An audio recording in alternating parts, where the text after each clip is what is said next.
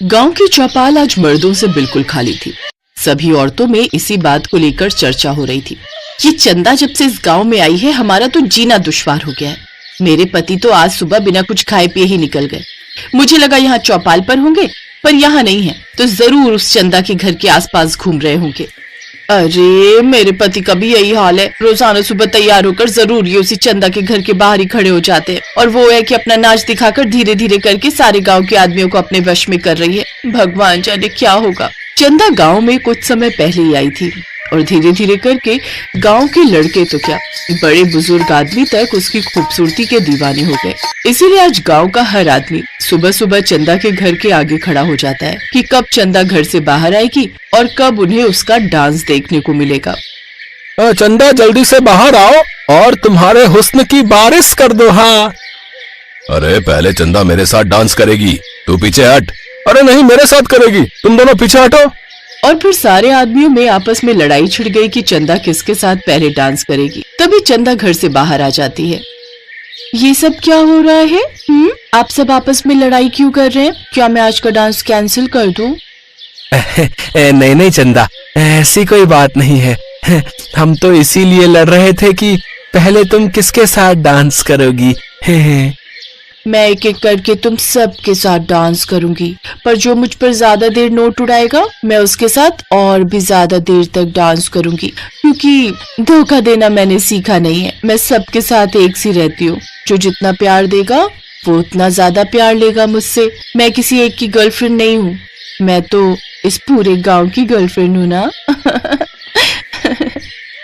बस फिर क्या था, चंदा ने डांस करना शुरू किया और हर कोई ज्यादा से ज्यादा नोट उड़ाने लगा ताकि चंदा उसके साथ डांस करे। चंदा भी भोले भाले गांव वालों का फायदा उठाती थी। वो जानबूझकर रोजाना ऐसी शर्त रखती थी ताकि गांव वाले उस पर नोट उड़ाते रहे, और उसकी चाल कामयाब हो जाती थी।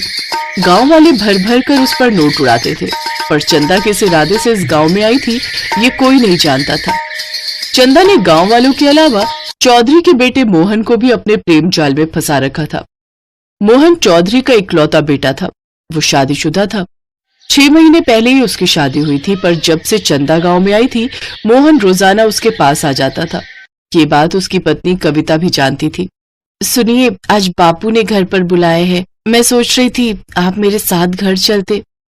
नहीं, मेरे पास टाइम नहीं है। मैंने चंदा को वादा किया है कि मैं 5 बजे उससे मिलने जाऊंगा। तुम अकेले चली जाओ, मैं जा रहा हूँ, देर से लौटूंगा। मोहन चंदा के घर चला जाता है। कविता की आंखों में आंसू थे। क्या बात है मोहन, आज तुमने आने में बहुत देर कर दी। मैं तो तुम्हारा कब से इंतजार कर रही थी। अरे जब तुम्हारे पास आने लगता हूँ वो मनहूस मेरा रास्ता रोक देती है, इसी वजह से देर हो जाती है। लाओ अब जल्दी से बोतल खोलो, मेरा दिमाग गर्म हो रहा है। अरे मेरे राजा रुको, मैं अपने हाथों से तुम्हारे लिए ग्लास बनाती हूँ। ऐसे ही रोजाना मोहन चंदा के पास जाकर बैठता और शराब के नशे में डूबा रहता। चंदा ने पूरे गांव के साथ साथ मोहन को भी अपने कब्जे में कर लिया था। मुझे तो लगता है आप मुझे प्यार ही नहीं करते हैं, बस ऐसे ही मेरे साथ प्यार का नाटक कर रहे हैं। क्यों ऐसा सोचती हो? मैं रोजाना तुमसे मिलने आता तो हूँ। पर ऐसे मिलने से क्या फायदा मोहन? पता है सारे गांव वाले मुझे कितनी बुरी नजर से देखते हैं। मुझे सबके सामने नाचते हुए अब अच्छा नहीं लगता। मैं सिर्फ तुम्हारी होकर रहना चाहती हूँ। तुम मुझसे शादी कर लो, नहीं तो मैं ये गांव छोड़कर चली जाऊंगी। अब ठीक है, मैं कविता को तलाक देकर तुमसे जल्दी शादी करूंगा, फिर तुम्हें इन गांव वालों के सामने नाचने की कोई जरूरत नहीं पड़ेगी। मुझे बस थोड़ा सा समय दो। चंदा का तीर निशाने पर लगा था। मोहन ने घर में अपने तलाक की बात की तो चौधरी का गुस्सा 7वें आसमान पर आ गया। तू पागल हो गया है क्या? है? तू कविता को तलाक देकर उस नाचने वाली से शादी करेगा? हाँ, क्योंकि मैं चंदा से प्यार करता हूँ। चंदा से तू क्या, सारा गांव प्यार करता है। देखा नहीं, पूरे गांव की गर्लफ्रेंड बनकर घूमती है। अरे वो बहुत चालाक है, वो तुझे कोई प्यार व्यार नहीं करती, वो सिर्फ तेरी दौलत पर कब्जा करना चाहती है। चंदा ऐसी नहीं है, वो मुझे बहुत प्यार करती है। मैंने सोच लिया है, मैं बस कविता से तलाक ले रहा हूँ और कुछ ही दिनों बाद मैं चंदा से शादी करूंगा। मोहन गुस्से में चला जाता है। कविता सब कुछ सुन रही थी। उसने सोच लिया था कि वो चंदा को अपना घर बर्बाद नहीं करने देगी। एक दिन जब मोहन चंदा के घर से बाहर निकला तो कविता चंदा के घर जाती है।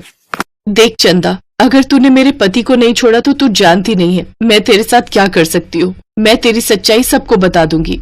क्यों? सबको क्या कहेगी? मैं तेरी सौतेली बहन हूँ जो तेरे से अपना बदला लेने आई है। अरे तू बता ही नहीं सकती। अगर तूने ऐसा किया तो तेरी शादीशुदा जिंदगी खराब हो जाएगी। मेरा सच किसी से कह नहीं पाएगी। हाँ, मैं तेरी शादीशुदा जिंदगी खराब करने आई हूँ। शुरू से ही मुझे और मेरी माँ को घर में सौतेली बना कर रखा गया। बापू ने तेरी शादी इतने बड़े खानदान में करवा दी और मेरे लिए गरीब परिवार का रिश्ता ढूंढा। मैं शादी तोड़ कर आई थी, अब मैं तेरी जगह लूंगी। मैं बनूंगी मोहन की पत्नी, एक अमीर घर की बहू, और तू तलाक के बाद वापस बापू के पास चली जाएगी। चंदा, तू ऐसा कुछ नहीं करेगी, ये तेरे मन की गलत सोच है। बापू ने कभी भी तुझे सौतेला नहीं माना। तू खुद शादी के मंडप से भागी थी ताकि तू फिल्मों में डांस कर सके, पर जब तुझे सुनील की सच्चाई का पता चला कि वो तुझे धोखा दे रहा है तो तू वापस आ गई। पर तुझे जब पता चला कि मेरी शादी मोहन के साथ हुई है तो तू मेरी जिंदगी खराब करने यहाँ आ गई। मेरी बात मान, अभी भी समय है, सुधर जा, वापस लौट जा। मैं किसी से कुछ नहीं कहूंगी क्योंकि कोई भी नहीं जानता कि तू और माँ पिछले कुछ सालों से अलग रह रहे हो। नहीं, मैं वापस नहीं जाऊंगी। मैं मोहन से शादी करके यहीं रहूंगी। अब तेरा पति मेरा पति बनेगा। तभी कविता के पिता आ जाते हैं। उनके साथ चौधरी और मोहन भी था। उन्हें सारी सच्चाई पता चल गई थी। चौधरी साहब, मेरी बेटी कविता निर्दोष है, गलती मेरी ही है। मैंने आपसे अपनी दूसरी पत्नी सरला और इस नालायक बेटी चंदा के बारे में सच्चाई नहीं बताई। पहले सरला ने मेरी जिंदगी खराब कर दी और ऊपर से ये मेरी बेटी। शर्म आती है चंदा मुझे तुझे अपनी बेटी कहते हुए। तुम दोनों माँ बेटी ने मेरी जिंदगी तो खराब कर ही दी, अब मैं अपनी बेटी की जिंदगी खराब नहीं करने दूंगा। चली जा यहाँ से अपनी माँ के पास, वरना मुझसे बुरा कोई नहीं होगा। राम नारायण जी, शांत हो जाइए। हमें पता है कि हमारी बहू कविता में कोई कमी नहीं है, गलत ये चंदा है। चंदा, अब इस गांव में एक पल भी रुकी तो मैं तुझे पुलिस के हवाले कर दूंगा। कविता, आज चंदा की सच्चाई हम सबके सामने लाकर तुमने बहुत सही किया, वरना मैं तो इस बेईमान के जाल में फंस चुका था। मुझे माफ कर दो कविता।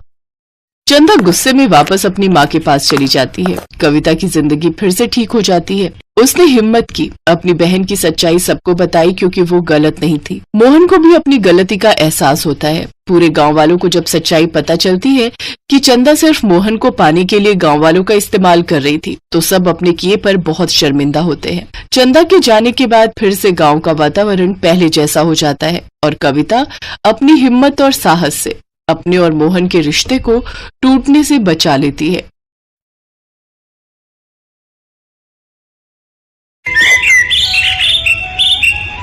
सुमित जब शिमला घूमने गया तो उसे वहां की पहाड़न लड़की रीना से प्यार हो गया।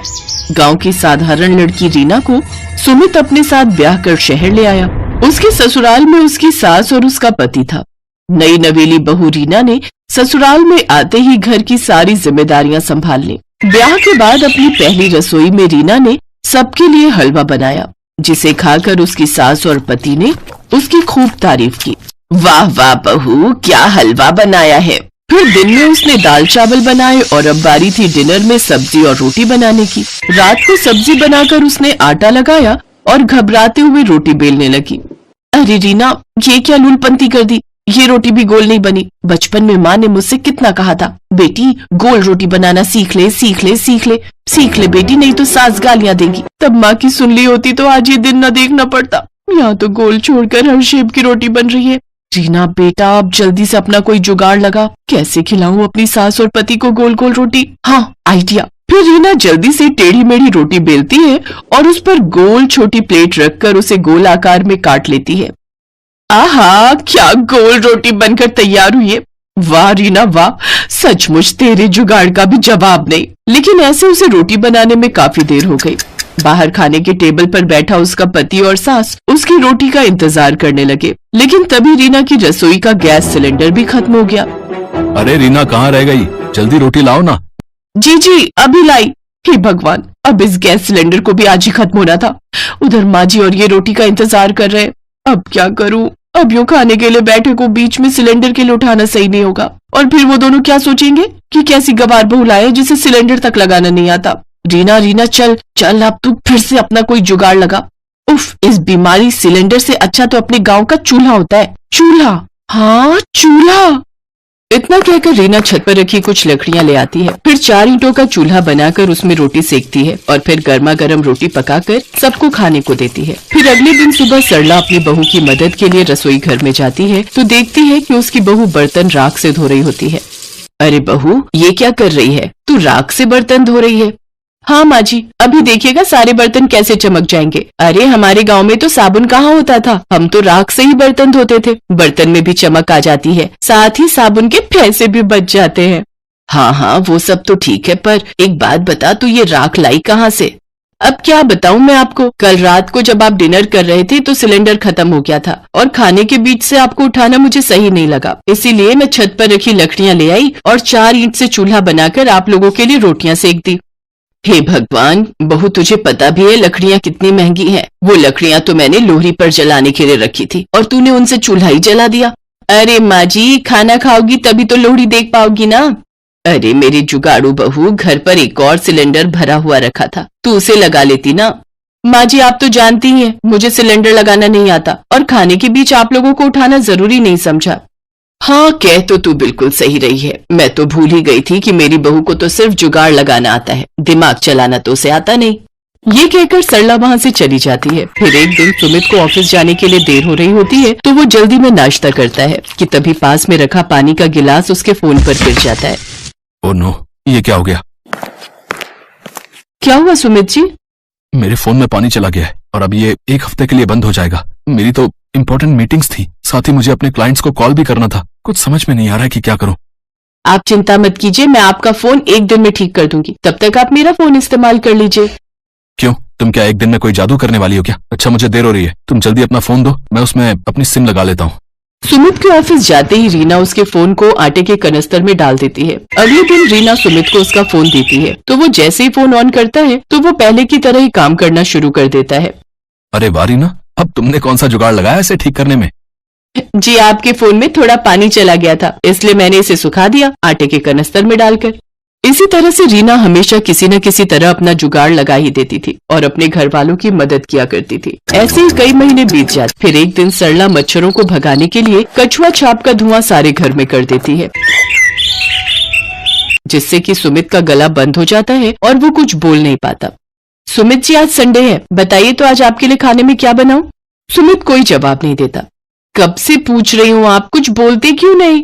इसके बाद सुमित उसे एक पेपर पर लिख कर देता है कि घर में माँ ने कछुआ छाप जलाई थी, मुझे उससे बहुत एलर्जी है, जिस वजह से मेरी आवाज बंद हो गई है और अब इसे खुलने में 3-4 दिन लग जाएंगे। क्या 3-4 दिन? आप देखिए मैं आपका गला 1 दिन के अंदर ही कैसे ठीक कर देती हूँ। मैं अभी आपके लिए काढ़ा बना कर लाती हूँ, उसे आप दिन में 2 से 3 बार पियेंगे ना तो जल्दी से ठीक हो जाएंगे।